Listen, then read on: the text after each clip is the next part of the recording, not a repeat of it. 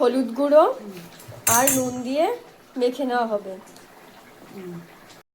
ভালো করে মেখে নিচ্ছে মা। কড়াইতে পরিমাণ মতো তেল দেওয়া হচ্ছে, তেল গরম হয়ে গেছে, এবারে বেগুনগুলো দিয়ে দিচ্ছে। ফোড়নে দেওয়া হচ্ছে জিরে ফোড়ন, রসুন, পেঁয়াজ, কাঁচা লঙ্কা কুচি, ধনেপাতা কুচি, টমেটো কুচি, এগুলো দিয়ে দেওয়া হবে এক এক করে। প্রথমে দেওয়া হচ্ছে পেঁয়াজ কুচি, এবার কাঁচা লঙ্কা দেওয়া হচ্ছে, এবার দিলাম রসুন, গোটা গোটা রসুন দিয়ে দিলাম, হলুদ গুঁড়ো, লঙ্কার গুঁড়ো, পরিমাণ মতো নুন, অল্প একটু জল দিয়ে দিলাম, ভাজা জিরে গুঁড়ো দিয়ে দিলাম, স্বাদ মতো মিষ্টি দিয়ে দিচ্ছি, ভেজে রাখা বেগুনগুলো দিয়ে দিচ্ছি, আসবে একটু ধনে পাতা ছড়িয়ে দিচ্ছে,